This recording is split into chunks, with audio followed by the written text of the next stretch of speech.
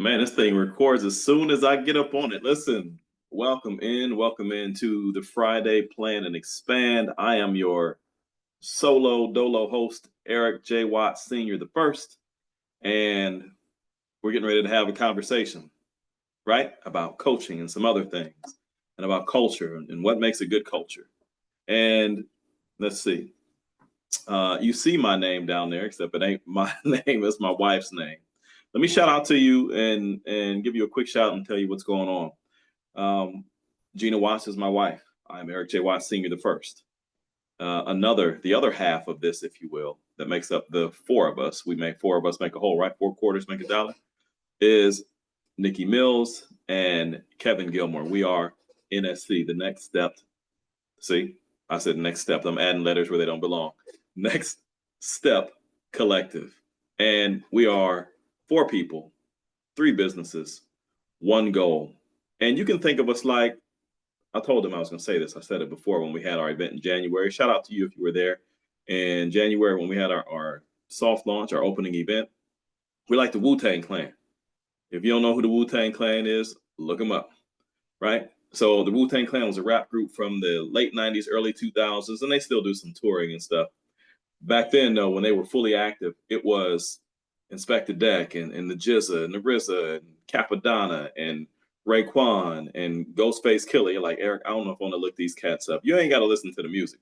But to get a feel for what I'm saying, this is who they were. They were a rap group, a rap posse, if you will.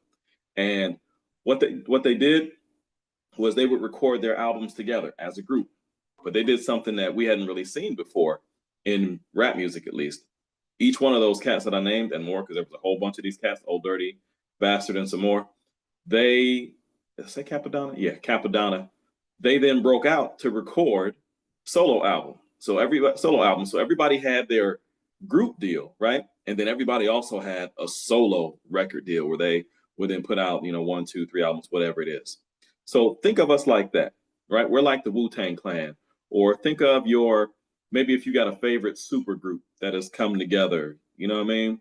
And it's like, oh man, my favorite singers came together and then they also did separate things. That's us. We're like Voltron. We're like the Super Friends. Okay. We're like the Justice League.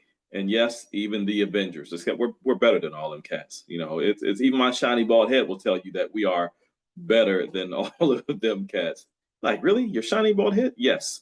Yes. Shiny bald head tells you that we are better than the Wu-Tang Clan and Justice League and all Transformers and Voltron. And shout out to Voltron. I love Voltron growing up. Anyway, we are better than all of them. Four people, three businesses, one common goal.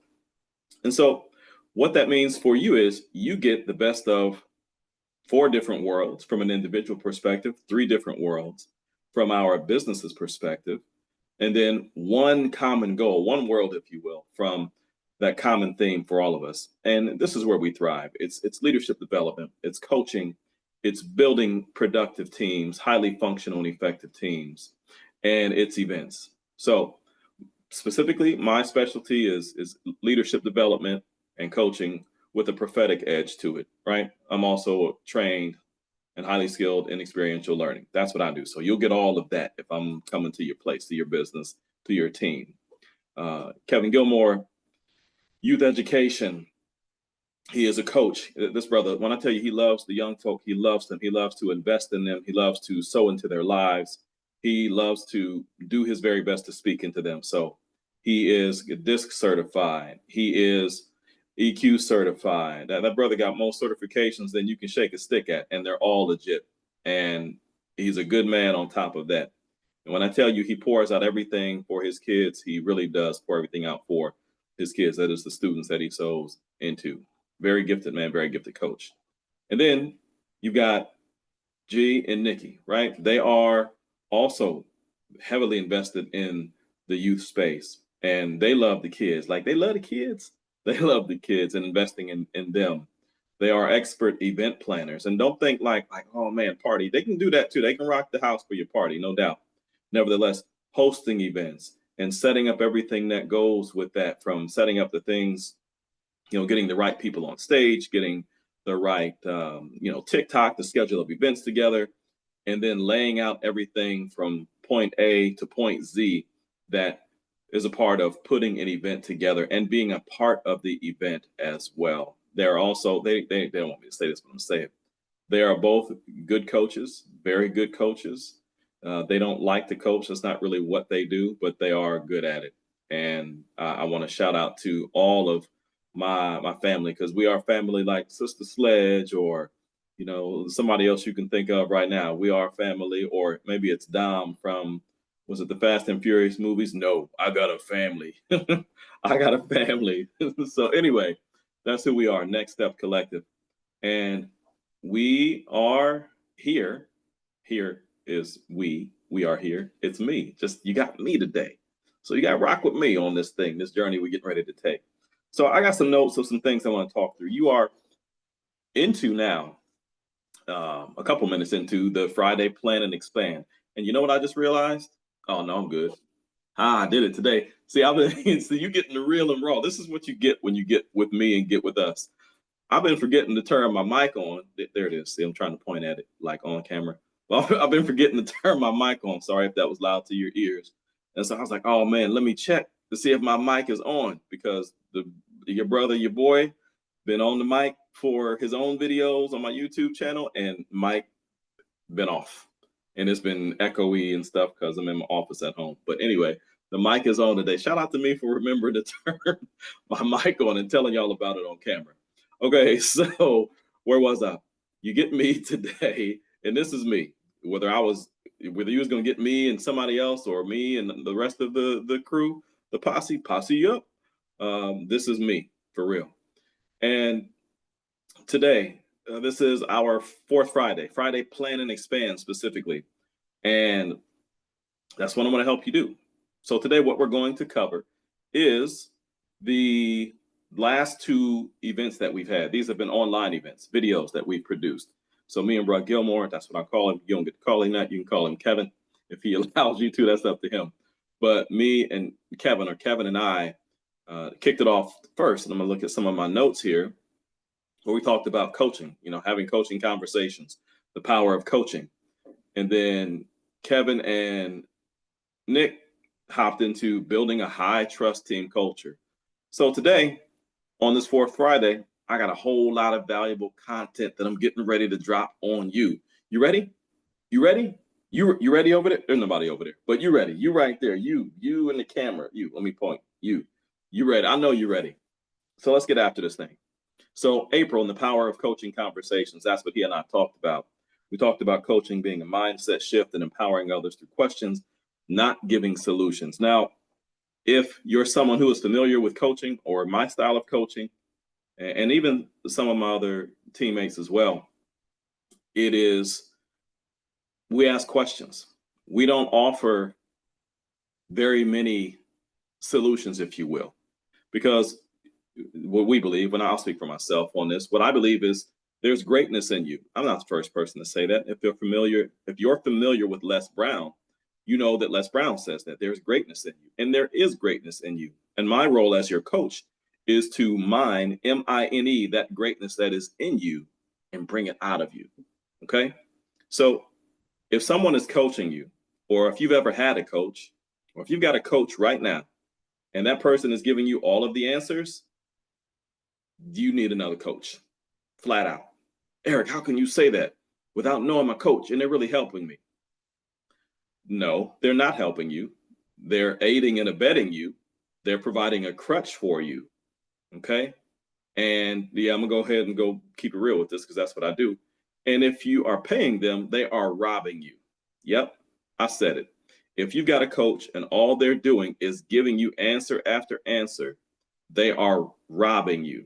If you're paying them, they are robbing you, because there's greatness in you. And what they should be doing is finding that, asking you questions. It doesn't mean that they never offer potential solutions or suggestions, or help you create a framework and a guide path, or a pathway to what it is that you are trying to accomplish, the goals you've set, the things that you say you want to overcome. Sure, we do that as coaches. I do that as a coach. Yeah, I provide some things like that sometimes, but by and large, I'm not giving answers. I'm not giving, hey, this is the solution for you. Because guess what? I don't know what the solution is for you. You know what it is for you, but I don't. Okay. And so by asking you questions and letting you then sit there with that for maybe it's a few moments or maybe it's in between sessions, the hope is and the belief is and the proof is, because I've seen this, I know it works, is you will then get to the point over time, and it will take some time depending on the severity and the complexity of what you're working on. You will get to the point where you say, I got it. I got it. And man, we will celebrate like nobody's business because you got it. Okay? You got it. Not I got it. Not Eric J. Watt Sr. the first. Not I got it and gave it to you. No, I got it. Does that mean that I never share, or you got it? That is. Does that mean that I never share the wisdom that God has given me, that I've acquired over, 40, 50 some odd years with my clients? No, that's not what it means. Does that mean that Kevin, G, Nikki, that they don't share that? Of course they do. Of course we do. We're not here to be anybody's crutch. We're not here to aid and abet anybody in that way. It's the whole give a man a fish thing. And you find any other little story like that, parable, fable, which that ain't really a fable, that's the truth. You find anything else you want to say. That's what we do. We want to properly equip you. And we do properly equip the people who we work with to be able to walk on their own. It's like Katrina and the waves, walking on sunshine. All right. So coaching, some principles of coaching. It's about being future focused and helping others think through challenges themselves, moving from dependency to ownership. And it's not therapy, it's not consulting, it's not mentoring, it's partnership. Oh man, let's park on that for a little bit. It's partnership. That's what I said. It's not me figuring it out for you or them figuring it out for you. It's you and I together. I tell anyone who I work with or who wants to work with me, I don't have any answers for you. Sometimes people look at me like, well, then why am I talking to you? Because watch this, they're used to people just boom, spitting out answers. Let me tell you something. Listen, here we go. Listen, 2 ears, 1 mouth. That means you should listen more than you talk. We all should. If you want answers to be spit out at you, man, you got AI all day, every day. Chat GPT, Gemini, Notebook LLM, Jasper, Chester, Mr. Master. You got you got any number of AI things that you can go and enter something in and it'll spit out things at you. You can go to Google, right? Not even forget Gemini, just go to Google search, boom, put it in there. You get all kind of answers. If that's what you're looking for in a coach, then I'm not your coach. And I can guarantee you my other 3 partners, teammates, you're not looking for them either. It's not how we do it. It's not how we rock. Coaching is a partnership, okay? It's a partnership between you and your coach. That's what it is. And if that's not the way that it's going, if that's not what you have entered into, if you've entered into a different kind of coaching relationship, maybe it's a mentorship that you're in. Mentorship works like that, where you do give your wisdom a lot. You do give your thoughts, your opinions, your suggestions a lot, right? Maybe largely, because the mentor is typically a mentee is typically looking for that. They need that, whether they're the same age or younger or same age and maybe less experienced in this area than you. Then yeah, that works in a mentor-mentee relationship. That's not how a healthy coaching relationship works. So that's what coaching is. Those are some core principles of coaching. Let's take a quick scroll here. Active listening. I talked about this. 2 ears, 1 mouth. Listen more than you talk. It is something that it's a lost skill, that is listening. Okay. And not just listening to your coach, but watch this, spending quiet time and listening. Watch this, listening for what you'll hear. Now, for me, that means listening to what the Holy Spirit's going to say. That means listening for what God's going to say to me by way of his Spirit. For you, it may not mean that. It may mean you listening to your own thoughts. And you've got a process that you go through and you're like, okay, what can I hear in the quiet? And then after that, it's now that I've heard this and maybe you've written some things down, watch this. What am I going to do with what I've heard? because you can listen all day long. But if you don't, one, write those things down, two, take action on those things, right? Apply, execute, then you've listened in vain. You just wasted 15 minutes, 30 minutes, an hour, however long that you have been listening and choose to listen.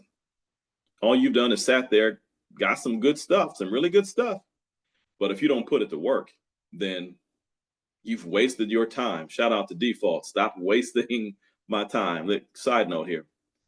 One, if you don't know, you will. If you don't know, now you know. I talk, teach, coach by way of song lyrics and movie quotes.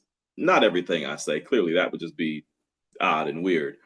However, nevertheless, that's what I do, and I bring the point home by way of coaching with song lyrics and movie quotes, and I tie it all together with a nice little bow. Most of the time. Sometimes, like anybody, I'm prone to run off on a tangent or two. But that Default line, shout out to Default, band from the probably early to mid 2000s, had a song called "Stop Wasting My Time," and that underscores the point of your time being wasted if, in fact, you just sit there during your quiet time, during your meditation time, if you will, your thinking time, your processing time, and then you don't take action.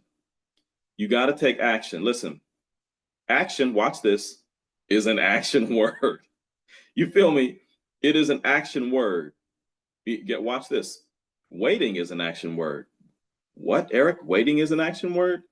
Waiting is an action word. It doesn't mean that, watch this. It doesn't mean that when you sit there and you're waiting, you're just like, oh, I'm waiting. I'm waiting for good things to happen to me. Well, good luck with that. Watch this. I'm waiting for money to fall off the money tree into my pocket.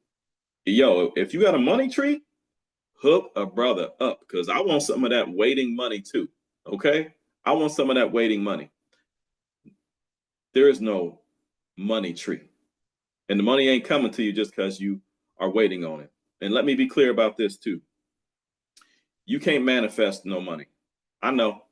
I probably lost a good portion of whoever might be watching this. Don't care. I'm going to tell you the truth in love and lovingly. You can't manifest no money. You can't manifest nothing to happen for you. That's a different topic for a different day. But if you think you've manifested money, yo, I got some swampland in Florida to sell you. You got to put the work in, okay? If you're not putting the work in, even during your quiet time, then you're missing out, and definitely not applying what you've heard during your quiet time after you've met with your coach, or even before you've met with your coach. If you're not doing that, then you are wasting your time. Coaching, to move a little bit further into what coaching is and is not. Let me check this out here. Yeah, we're good. Okay. So coaching, powerful questions. Like I said, they encourage reflection, right? That quiet time, that insight. There's open-ended questions, not yes or no. So, for example, something a coach may ask you that I may ask you is, what do you really want out of this situation? Okay. What do you really want out of this situation? Sometimes it may be as simple as, what's your goal? And then in asking a question like that, someone will say, well, my goal is to, let's go weight loss. My goal is to lose 10 pounds in 10 weeks. Okay. That is, relatively speaking, an easy goal for most people. Okay. It's £1 a week. It's like, all right, so let's come up with a plan. What do you plan to do? And for me, when I ask a client something like that, I hope they're not waiting for me to say, well, Eric, you tell me what to do. I don't know. I can't tell you what to do. Scratch that. I can tell you what to do, but I'm not going to. You need to talk out, because you watch this before you've come to your coach. You've already had, watch this. This is good. You've already had some thoughts and ideas about how you're going to, in this case, to work with this analogy of losing weight, or this example of losing weight. You've already thought about it. So you've already thought some things. So tell me what you've been thinking. And then I can help you then say, okay, well, that's good. Tell me more about that. That's one of my favorite statements in a conversation with a client. Tell me more about that. So I do some experiential learning, like I mentioned before, and very often people will come out to Camp Mary Orton. Shout out to CMO, or they'll be in one of my sessions, my own personal sessions with me, and they'll say something like, where was I going? They'll say something like, yes, uh, I want to work on communication. And I just smile and say, I'm so glad you said that. Tell me more about that. Because what does that mean, you want to work on communication? Or they'll say, I want to improve my leadership. That's wonderful. I'm so glad you want to improve your leadership. Tell me what that means. Tell me more about that. And now they've got to think. And here's the thing. Most people have given that some thought. There are very few people who I've run into who, when I ask something like that, who say, well, I haven't thought about it. Okay. Even if they've given it a few passing thoughts, they've thought about it some. Okay.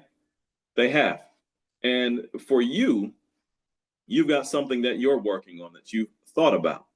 So if you're coming to your coach, whether that is you bring one of us on or all of us on as your coaches, your guides, if you will, and there'll be some things we'll talk about in future videos about that, opportunities for you to invest in yourself and or to invest in your team, your business, your partners in your business. If you've come to one of us, when you come to one of us, we're going to ask you some things, and we're going to respond sometimes with, tell me more about that, or what does that look like, or what might that be for you? What could this look like? Because now you're starting to think, the juices are flowing and the wheels are turning and all that other stuff is going on in your brain. And you're like, okay, this is what it could look like. If I wanted to lose 10 pounds in 10 weeks, I could cut out junk food, and I'll eat more fruits and more vegetables, and I'll walk for 20 minutes a day, or I'll do a 15-minute workout 3 days a week. Okay, I'll weigh myself 3 days a week. Whatever the process might be. Shoot, that might be a fire strategy for somebody right there. So if you got that, if you're taking notes and you wrote that down, let me know if that's a strategy that you will employ, and let me know how it works for you. Now, I just made that up on the spot. There has to be more detail to that, but that might be a fire strategy for you listening. Nevertheless, that would be the start of what someone would say. It could be the start of what someone would say about they want to lose weight and this is how. And so then as a coach, we guide that. I help guide that. Gee, Kevin, Nick, they help guide you during this journey. And watch this. A coach should also be a cheerleader. Oh, man. Yeah, man. Your coach should also be your cheerleader. Yes. Eric, so what you saying? They just cheer me on all the time? Yes, they do. They should. Back in the day in theaters, and you still see this in theaters now, not movie theaters, but when you go downtown or to a Broadway play, you see the balcony. And the balcony people used to sit up there and they would just cheer so loud, like, yeah, woo, they would cheer, right? Your balcony people. Everybody needs balcony people in our lives. Everybody. Every single person on this planet needs balcony people in their life. People who are cheering you on, who are all about you, rooting for you, shouting from the rafters for you, supporting you, showing love towards you, just like, yes, you got it. Great job. You did that thing. Everybody needs that. So your coach should be a balcony person for you, someone who has got your back in that way and cheering for you and rooting you on. Now, here comes the other side of that. A real coach is not just a balcony person.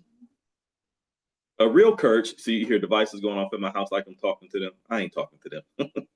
A real coach, this is why you got to turn your devices off or throw it out the house, which I might do after this call. Anyway, a real coach is not just a balcony person. A real coach is also about accountability. That's what a real coach will do. What does that mean? That means they're going to cheer you on. They're going to be your balcony person. They're also going to lovingly challenge you, lovingly hold you accountable, because you said, I want to accomplish this, and I want to do this thing by this date and this time. And this is what, since working with you, NSC, this is what this looks like for me and my team. Then we're going to hold you accountable for that. Okay? We're going to ask you about dates. We're going to follow up with you.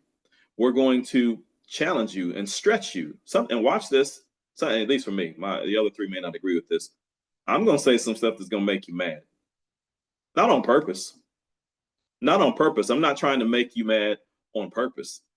I am going to push you on purpose because you've told me this is what I want to do.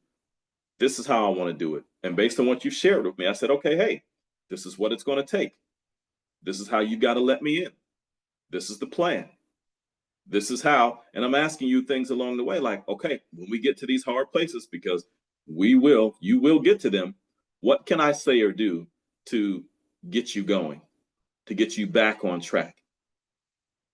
All right. And so once we agree to that, we really got something. So yeah, balcony people, you need balcony people in your life as a someone like that who is your coach, but also people who are going to keep it funky, fresh, keep it real with you and tell you the truth. They're going to hold you accountable. They are going to hold you accountable. And let me tell you something. If you don't have accountability in your coaching, it ain't working. Again, it ain't, not only is it not working, it ain't working. Got to have accountability in your coaching relationship. Listen, where there's no challenge, there's no growth. Where there's no accountability, there's no growth. And let me make this clear. You're either growing or you're dying. That's it. I don't have anything to add to that. You're either growing or you're dying. There is no in between. So if you've got a coach who's helping you grow, fantastic. Keep on growing, keep on living.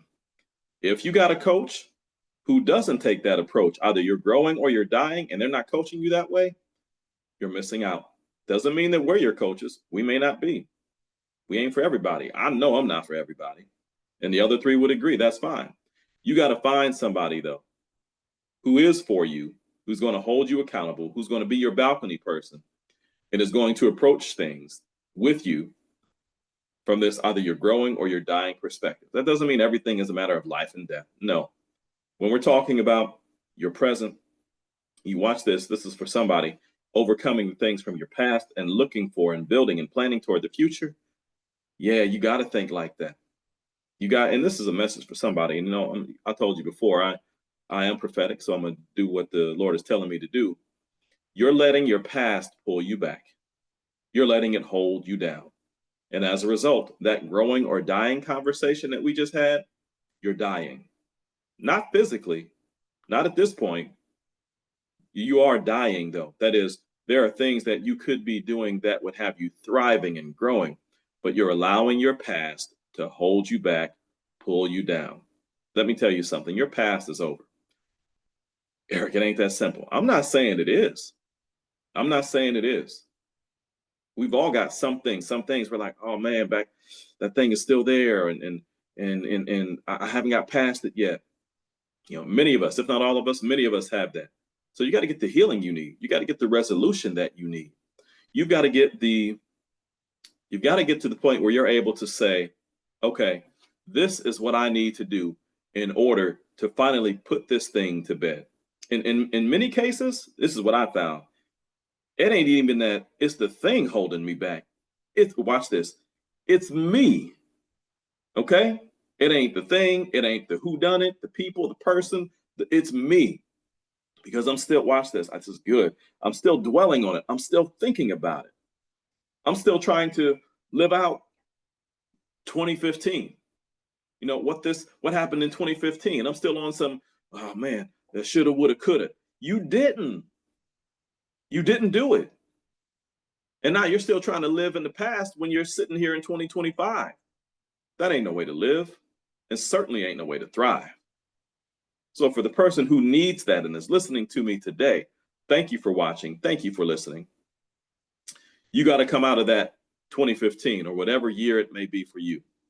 Get the healing you need, get the resolution you need, do the grieving that you need, whatever it may be that you need to do.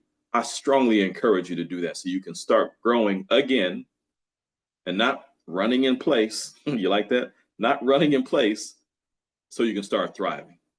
It's Shawshank Redemption. Get busy living or get busy dying. All right, we're going to move on, man. I could do that for a while, but we're going to move on. Let's talk about coaching and everyday leadership. I'm going to check my time because I'm a real one. All right. Okay, we're good. Cool. Let's see. Yeah, coaching in everyday leadership is great for delegation conversations, conflict resolution, and accountability check-ins. Boom, we hit that. I'm going to go past that. Keys to effective coaching conversations. Man, I kind of hit some of this stuff or a lot of it already. Shout out to G and Kevin and Nikki for doing. Actually, this was me and Kevin, but shout out to everybody. But shout out to me and Brett Gilmore for holding it down on our first call. Shout out to Nick and G as well for holding down their conversation. Nope. I'm giving too many shout outs. It was Kevin and Nikki who did the next thing that we're going to talk about as we wrap up coaching conversations, or coaching, that is. So final coaching reminders real quick. Practice over perfection. I tell my younger son, practice makes progress. I grew up hearing practice makes perfect. It doesn't. Practice makes progress. That's true for him. That's true for you. It's true for me. You build trust by being present and non-judgmental. If you got a judgmental coach, then again, you got the wrong coach. Watch this. If you got judgmental people in your life, come on, somebody. They ain't got to go, but you need to go. Okay? You ain't got to go home, but you got to get up out of there. Get rid of them judgmental folk in your life. And let me be clear. If you are that judgmental person, check yourself. Get a hold of yourself and say, you know what? I don't want to be like this anymore. How do I not function like this? Because that's not who I am. It's not who I want to be.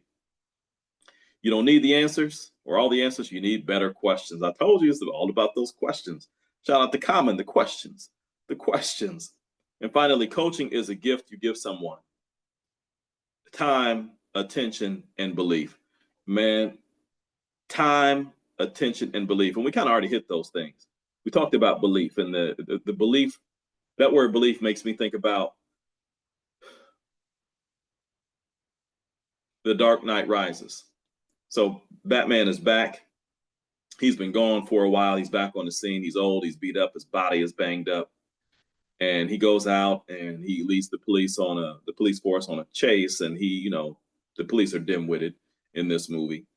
And so he's able to get past them pretty quickly and easily. And so he's back at home after he's back at the Batcave, and he's talking to Alfred, and he's showing Alfred the video. They're watching the video together. And Alfred is like, check me out. Or no, sorry.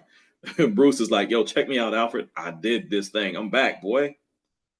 And then Alfred's like, bro, you ain't back. He was like, look at this. Look at Bane. He said, look at the speed. Look at his power. Look at how he's just beating these cats down. Look at this. He says, and now this is the part I love. He says, I see the League of Shadows. Watch this. I see the power of belief. And Bruce didn't have that, which is why the first time he and Bane meet up, Bane breaks his back, beats him to within an inch of his life. And then you go watch the movie and find out what happens from there. Nevertheless, I see the power of belief. And that is something that we all do when we're working with our clients. It is, we see the power of belief, right? Not only do we see it, that is, we see it around the people who we're working with, we speak it, and we have it, we possess it, and we do our best to help you do the same thing, to believe in yourself. Man, if you don't believe in yourself, and I'll stop right here with this, because this could really go somewhere. It would be somewhere good, but I got to get to the next thing. If you don't believe in yourself, you've already lost. And so if you've got a coach who's helping you to do that, shout out to your coach. You are a winner. You are a winner, and your client is a winner, and they are helping you continue to win. If you need someone like that, you're looking for someone to help you believe, someone who believes in you, and you want to see what that could look like, what it could look like to have that time that you deserve, that attention that you deserve from a coach who's going to help you win, who's going to help you grow and not die, if you will, who's going to help you live and not die, get busy living or get busy dying. Give us a shout. Give us a shout. You can drop a comment in this video. You can reach out to us. I would love to tell you our email address, but I don't remember it right now, but I will look it up for you at the end of this video. I've already looked at the screen, so let me just give it to you now. It's 321nextstep@gmail.com. 321nextstep@gmail.com. Email us, and we'll be glad to connect you with. If it's not one of us, this is how we rock. If it ain't one of us, we want to get you to the person or people who will help you get what you need. All right. So as we head to the next topic, that's a shout out to coaching and coaching conversations and the power of them. Kevin and Nick did building a high trust team culture. So the theme was great culture doesn't happen by accident. It's created through consistent, intentional action. So what makes a team culture? I like that. What makes a team culture high trust? People feel safe to be honest, even when it's hard. We talked about that in the coaching just now, didn't we? They can admit their mistakes without fear. I was at a group. I played the leadership group, facilitated a leadership game with the group 2 days ago, or it might have been yesterday. I don't know. Doesn't matter. Nevertheless, we talked about that. And one of the things that their leader said, the owner of the business said, was like, listen, this is a time that I need to hear from y'all. I really need to hear from y'all. And don't think there's going to be any retribution. That's why we're doing this, is what he told them. We're doing this so you can speak without fear. You have that permission all the time. Understand today, that's what we really need to hear. What I really need to hear from you. And that kind of broke things open for them. And they did start to express more. Feedback is normal and welcomed when you're talking about a high trust culture. Comments followed through, and then vulnerability isn't punished, it's valued. I saw that again, facilitating that game a few days ago. Their vulnerability was not punished, it was valued. So if they laughed during the facilitation, the playing of the game, they cried. They said hard things. They said them respectfully. They said them openly, honestly, truthfully, things that were hard to hear, things that were hard to receive by the owner of the business. But there was commitment after that. Not even but, and there was commitment after that and a plan. And I didn't just let them hang on like, oh, yeah, okay, we got it. Nope. They'll tell you, any of my clients, and the same thing goes for any of the rest of us, or Kevin G or Nick, they'll tell you, yeah, we're not just going to let you say, well, I'm going to do this. One of the first things we're going to say is, okay, what's the target date? That target date comes from my corporate days, project management, business analyst kind of stuff. So what's the target date? Completion date. Who's going to hold you accountable? All right. And the other things like that. Okay. Otherwise, it just lives out here. It's like, yeah, I'm going to lose 10 pounds in 10 weeks. That sounds really good. What in the world is your plan? So we're going to ask you to write some of those things down and more. Some things that drive culture. These words: trust, collaboration, and accountability. You see how that dreaded A word keeps coming up? It's like a bad word for some people, accountability. Kevin and I have talked about this a lot, as he's helped me a lot in this area, and I've helped him a lot in this area as well.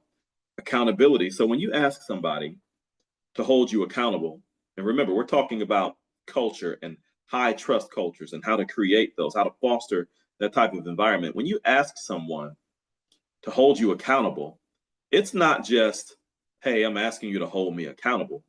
It goes deeper than that. Eric, what do you mean? I'm so glad you asked. This is what it means. I'll give you a prime example, a current example, a recent example. So at some point I was like, hey, bro, I need to be in the word more than I am. And so this is how I need you to hold me accountable. I need you to, by 9 p.m. each day, I'm going to have read however much in the Bible I was going to read. All right. And I need you to text me and say, hey, did you do this, this, and this today? And he was like, bet, I got you.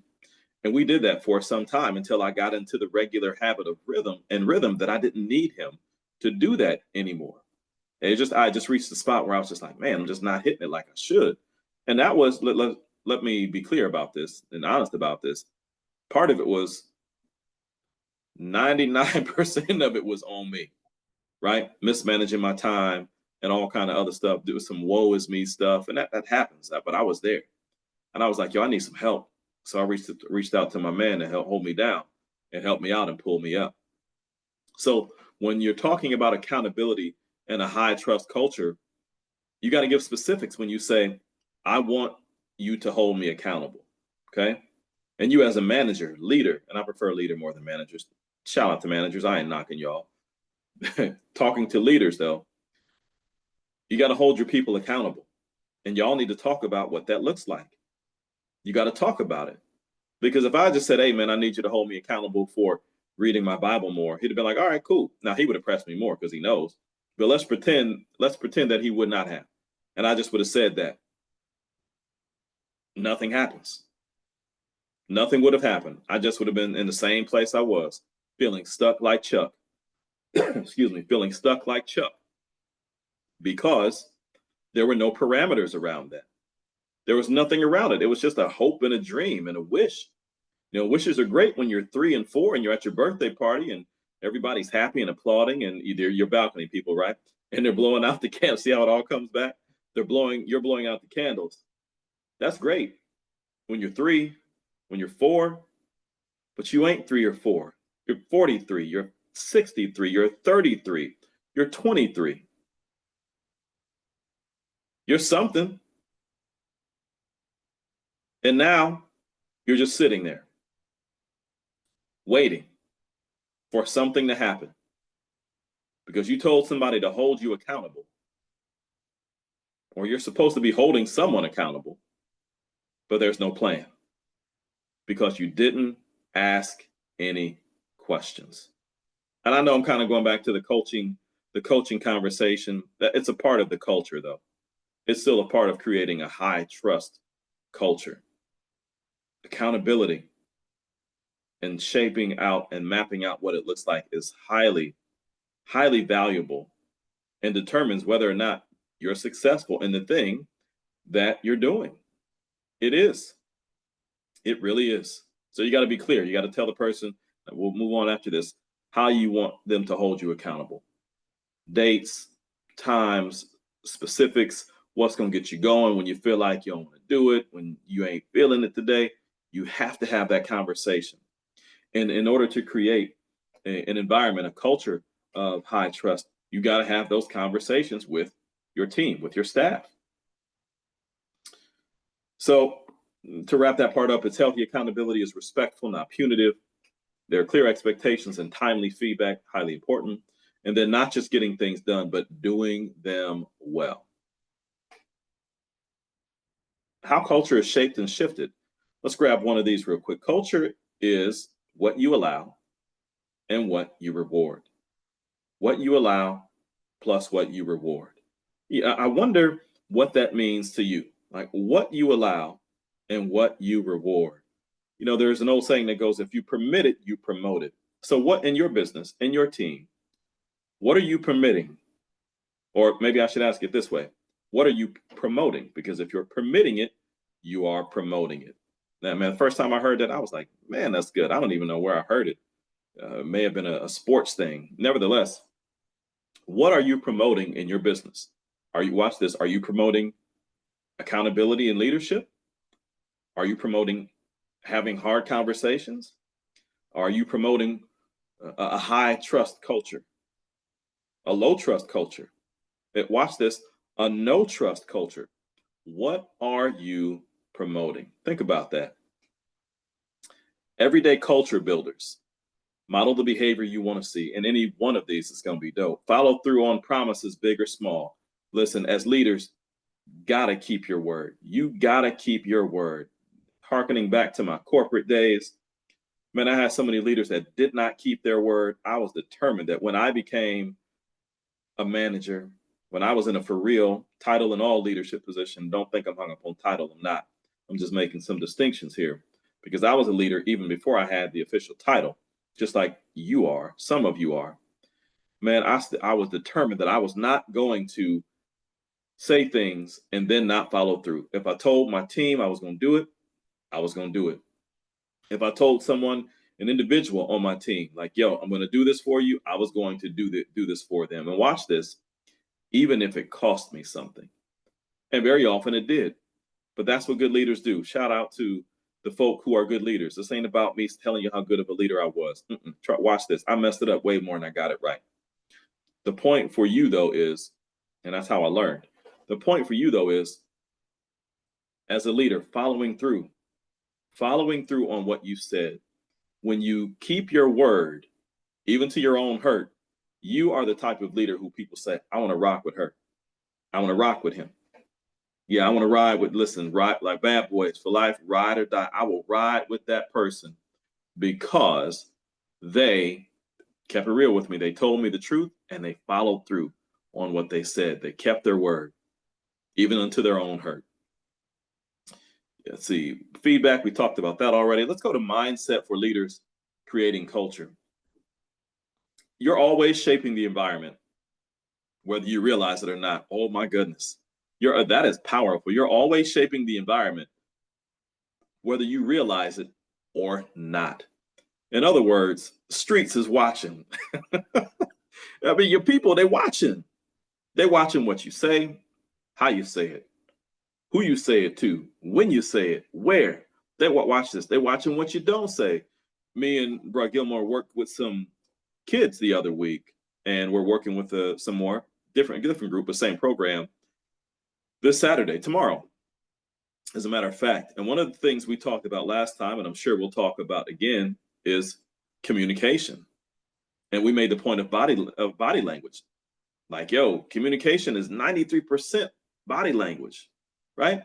And I don't have the specific numbers off the top of my head, but it's like 55 this, and it's like your body, and then your facial expressions, and it ain't even your words, man. It's your body language. Okay?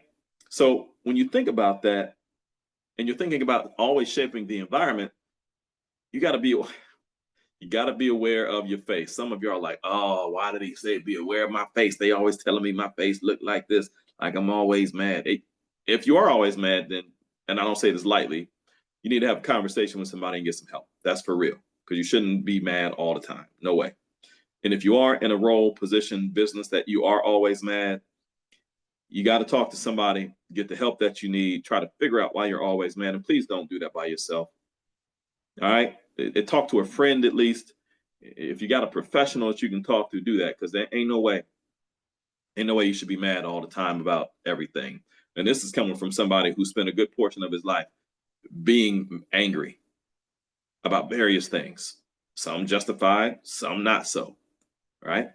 And some in a spiritual sense, mad. Not mad at God, but mad because anger was a spirit that was impacting me and affecting me. And it was a jacked up situation. I'll tell you, if you've watched any of my other videos on my channel, you'll hear me talk about that. I have talked about it. I'll talk about it some more in the future, because whatever's going to help somebody, I'm going to do that to the best of my ability. So anyway, people are watching what you say and what you don't say, how you do it, and whether or not you're keeping your word. The spotlight is always on when you're a leader. Might not be fair, might not be right. It is what it is, as they say. Doesn't mean you have to be perfect, because I can hear you right now, somebody saying, well, man, that means I got to be perfect. No, you don't. You can't be. You would fail at that. And if you've tried that, you know you've already failed at it. Or if you are trying to be perfect, you're failing at it right now. Doesn't mean that. What it means is you got to be you. You got to keep your word, even unto your own hurt. You got to be vulnerable. You got to watch this. You got to show people that you care. All of that. That's what it means. It means they see your good stuff. They see your bad stuff.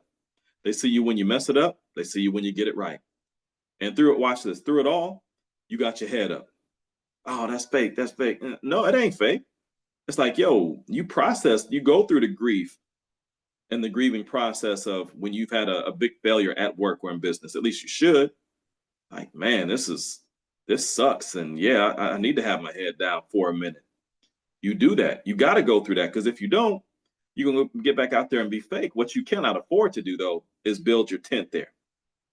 You cannot afford to pitch your tent on that grief, that sadness, that hurt, that anger. It's going to mess you up. And you might lose your business or lose your team, lose your people. You got to process that. You got to work through that. And as you're permitted to, share that with them. Say, yo, y'all, I'm working through this. That was a big blow we took as a company. It's hitting me hard. And yeah, I am sad about it, mad about it, angry, upset, hurt about it, whatever. And I am going to work through it. And I encourage y'all, and if you can provide the resources for your people, help them work through it too, whether it's you or through coaches or counselors or whatever it may be. It's not about perfection. It's about being genuine, being authentic, being real, showing people that in this AI world where we can drop stuff in and pull stuff out at the drop of a dime, that, yo, we still need something real. We need, I hear in vogue in my ear now. We need something real. Mary J. Blige, real love. We need something real. Oh, let's see. Culture is not just HR's job. It's everyone's responsibility. You got that right. It ain't just for the leaders. It ain't just for the followers, the team, whomever. It ain't just for HR. It's everybody's job. Anytime I've gone into a place as a consultant, leadership consultant, and they're telling me that, it's this, well, HR this and HR that. And I'm like, well, HR is up there or back there in their offices. What's going on out here? Sometimes they pause and they're like, oh, he's a real one, because we've been able to point the finger at HR for the last several times. And I'm like, I mean, I care what HR is doing. I do, but I'm out here with y'all. What are you doing? And I know sometimes it ain't that simple. So, don't get it twisted. Don't get funky with me. Many times, though, in my experience, it is that simple. It's like, what are you doing? Yeah, HR said this and said that, but you got to do this every day. It's you living this with your teammates and the leaders and managers and supervisors and all these project managers and executives and stuff. It's you doing this every day. What are you doing? Watch this. And I'm saying the same thing to the leaders as I'm saying to the folk who are the followers, the team, if you will. Now, I'm providing different context to the leaders than as opposed to the folk who are following this leader, right? Nevertheless, I'm saying the same things. It's like, yo, they're looking to you, right? I'm talking to the leader now. They're looking to you. And I'm saying to the various team members, individually and collectively, as I meet with them, I'm asking them, who are you looking to? And why? Okay. And then depending on who I'm talking to, if this person is a de facto leader on the team, I ain't talking title now. I'm talking about this is someone who everyone acknowledges as a leader and knows as a leader, even though they may not have or don't have the title. I'm asking them, like, you realize people are looking to you, right? And so when you come in here, angry every day, complaining every day, what do you think that does to the rest of the team? They're following suit. They're following you. It doesn't mean you can't have feelings and emotions and thoughts. You can have all of that. You come in here complaining every day about clients all day, every day. What do you think that does to the rest of the team? Yeah, for some people, for all of us at some point in our lives, we got to hold a mirror up to ourselves. Yeah, come on, somebody. Y'all ain't even ready for this conversation. We got to hold the mirror up to ourselves. I will put my hand over my face, but then that will cover my face. And but I'm gonna do it because I said it. We got can't see me, John Cena. Okay, anyway, we got to hold the mirror up to our faces and be like, yo, what's going on, bro? What is your role in this? What's going on, sis? What's your role in this? Why are you angry all the time? Or why are you complaining about the clients all the time? If that's what it is. And let me tell you something, because let's go deep. It gets deeper. That's a work thing. Imagine holding the mirror up to your face about what's going on in your life. Uh-oh, Eric, you just said something. I know. I'm not sorry at all. I ain't on that sorry, not sorry stuff. No, I ain't sorry. Because I've done that. I've had to hold the mirror up to myself, still do, and be like, dang, like that, I was blowing it, missing it. Okay? I've had to do it for myself. And then when I see that, it's like, okay, then after that, here comes the harder part in some ways. Now I got to go make apologies. Yeah, come on. I'm overcooking somebody's grits, but you're going to be all right.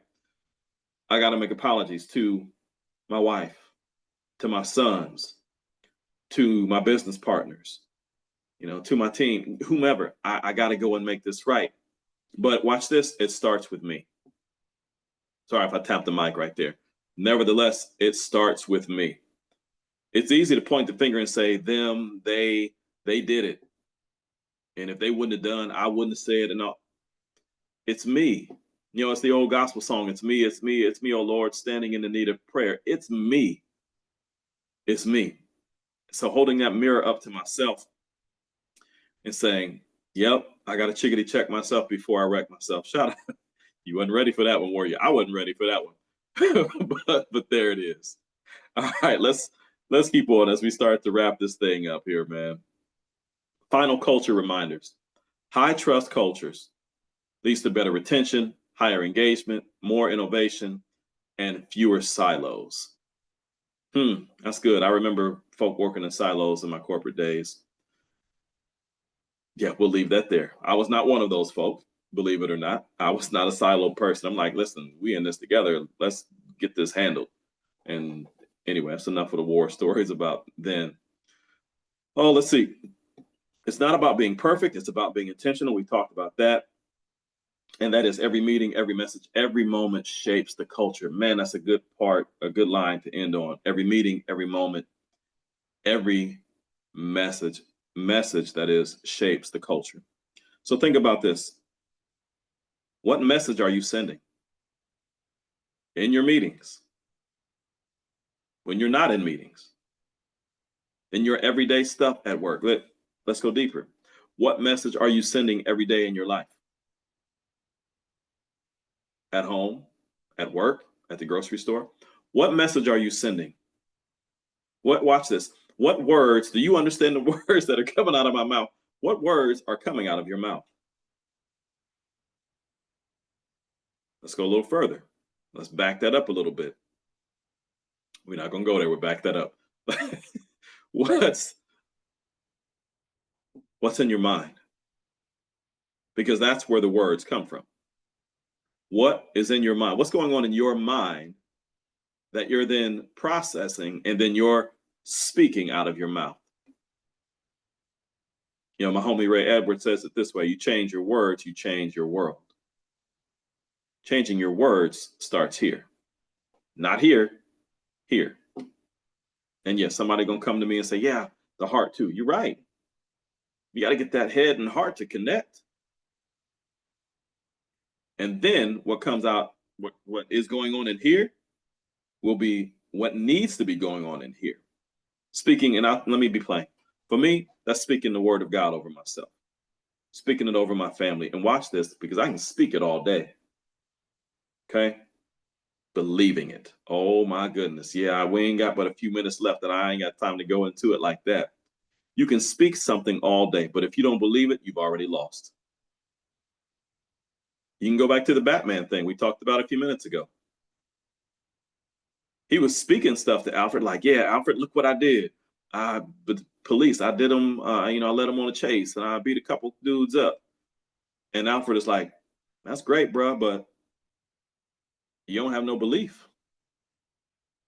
You're saying it, but you don't believe. Anything is possible. All things are possible to those who believe. So today, as we wrap up, what are you believing? What do you believe about yourself? What do you believe about your business's culture? What do you believe about who you are?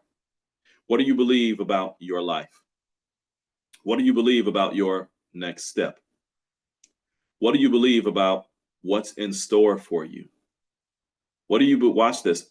What do you believe about what other folk have said about you? And is it worth you believing what they said? Or have you put it in a sifter and properly sifted out the lumps and the clumps that do not belong? What do you believe? What do you believe? What do you believe fosters a high trust culture? What do you believe comprises a healthy coaching relationship? And we've talked about all those things today. And so what I encourage you to think about is, yes, what are you believing? What are you speaking over yourself? And what are you going to do with what you're hearing about yourself? What are you going to do? Watch this. If you got a coach already, what are you going to do to change things up for yourself so you can live the life you were created, called, gifted, and skilled to live? If in fact you don't have the right coach, what are you going to do to change things? because it's up to you. What are you going to do, leader, to create and promote a high trust culture? What are you going to do? You're going to wait for it to fall out of the sky? Or are you going to take action? My hope is that you decide to take action. And so again, I ask you, what do you believe?